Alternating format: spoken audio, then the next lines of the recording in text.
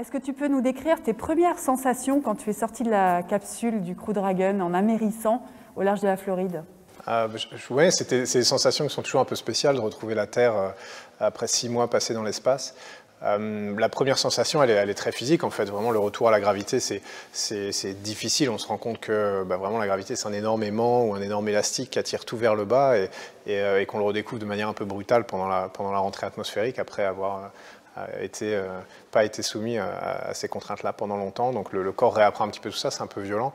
Les moindres efforts, soulever notre iPad, ça me paraissait hyper lourd. Monter les bras, ça me paraissait hyper lourd, rien que le poids de mon propre corps, on n'a pas conscience. Et ensuite, vraiment une tour de manège ultime de la rentrée atmosphérique, une fois qu'on est au sol. Et que la capsule s'ouvre et que les gens viennent nous rechercher, c'est vraiment d'abord un peu la surprise, le choc de voir des nouveaux visages, vu qu'on était en milieu fermé pendant si longtemps avec les mêmes personnes qu'on côtoie tous les jours, 24/24. 7 jours sur 7. Et là, justement, plein de nouvelles voix, de nouveaux visages, c'est un peu, il faut se réhabituer au début. Et puis l'air frais du large, du golfe de la Floride. Et puis moi, c'est les odeurs qui m'avaient un peu frappé la première fois dans la steppe du Kazakhstan. Et encore cette fois-ci, en fait, et là, je trouvais que les gens sentaient la lessive, que leurs vêtements sentaient la lessive, que sentait le savon, le shampoing. Ils ne devaient pas sentir particulièrement plus qu'un autre jour, mais c'est juste que nous, on a été privés de ces odeurs-là pendant tellement longtemps que le système olfactif les multiplie un peu, enfin que le cerveau multiplie un peu leurs effets. Et ensuite, retour sur le bateau, tout va très vite, et ensuite tout le voyage qui nous a amenés jusqu'ici. Okay. Alors tu as parlé des steppes du Kazakhstan, c'est là où tu as atterri en 2017 après ta mission Proxima. Quelle différence tu as ressenti entre l'amérissage et l'atterrissage? C'est ta première fois Oui, effectivement. Alors, le principe général, c'est à peu près la même chose. La trajectoire, elle est assez identique, en fait, avec un freinage grâce à notre moteur principal, enfin nos moteurs sur le Crew Dragon, qui nous font ensuite frotter dans les hautes couches de l'atmosphère, ce qui nous ralentit.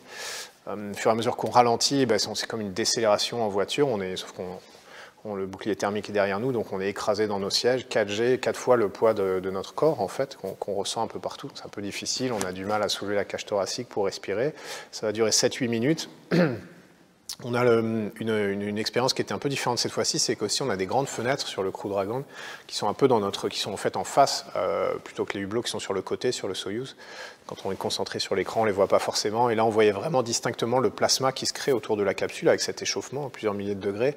Et la trajectoire devient rose. On devient une boule de feu, en fait, très visible depuis le sol, mais c'est visible même depuis l'intérieur de la boule de feu. On voit ce rose qui se crée, cette espèce de flamèche sur les hublots, donc, qui teintait toute la capsule à l'intérieur en rose. Donc c'est impressionnant. Mais une fois la sortie des parachutes, d'abord les extracteurs, en fait, qui nous ralentissent un tout petit peu, ensuite les 4 parachutes principaux. Donc ça, c'est des chocs assez violents, en fait. Ensuite, la capsule a tendance à beaucoup se balancer sous les parachutes. Ensuite, ça stabilise tranquillement et arrivé sur la surface de l'océan qui était assez plate pour nous, on a eu de la chance. Atterrissage plutôt doux, plus doux que ce dont je me rappelle dans les steppes du Kazakhstan, où là, en général, la capsule roule, tombe sur elle-même, donc ça ressemble plutôt à un crash de voiture qu'un atterrissage. Tu as fait 2 missions sur la Station spatiale internationale. C'est presque business as usual, ça devient presque une normalité pour toi. Est-ce que tu as encore de grands rêves ou des grandes ambitions au-delà de ça? Qu'est-ce qui te fait rêver, en fait? Il y a plein de choses qui me font rêver. Il y a plein de choses sur Terre qui me font rêver, c'est certain. C'est pas parce qu'on va dans l'espace qu'on estime avoir fait le tour de ce qu'on peut faire sur la planète Terre, heureusement. Mais je pense que là, en ce moment, ce qui va me faire rêver, c'est de prendre un petit peu de vacances, un petit peu de repos, parce que ça fait quand même quelques années que je m'en octroie pas vraiment. Mais ensuite, il y a plein de nouveaux défis, je pense, qui vont se présenter dans l'exploration spatiale. Ce qu'on fait en orbite basse avec la Station spatiale internationale, c'est pas une fin en soi. Ça nous permet d'avoir des résultats scientifiques sur la Terre, mais c'est aussi vraiment une étape qui est nécessaire pour une exploration plus lointaine et à plus long terme. Et clairement, la prochaine étape, c'est le retour vers la Lune, d'une manière plus durable, avec l'utilisation des ressources in situ, pas juste pour y aller 3 jours, planter un drapeau, revenir, mais vraiment pour y installer une présence permanente scientifique, un peu de la même manière en coopération internationale, de la même manière que ce qu'on fait à bord de la station spatiale. Donc ça, clairement, toutes les agences sont d'accord là-dessus, ce qui est quand même pas si souvent que toutes les agences dans le monde sont d'accord sur le but et sur la marche à suivre, dont évidemment l'Agence spatiale européenne. Donc on va assister à ça dans les années qui viennent. J'espère évidemment avoir mon rôle à jouer là-dedans, que ce soit, évidemment, tout le monde rêve d'aller poser le pied sur la surface lunaire. plus long terme sur Mars, mais même si ce n'est pas de cette manière-là, de jouer un rôle dans cette aventure-là, je pense que ce sera enthousiasmant, que ça va me remplir de satisfaction professionnelle dans les années qui viennent. Très bien. Merci beaucoup Thomas. Avec plaisir.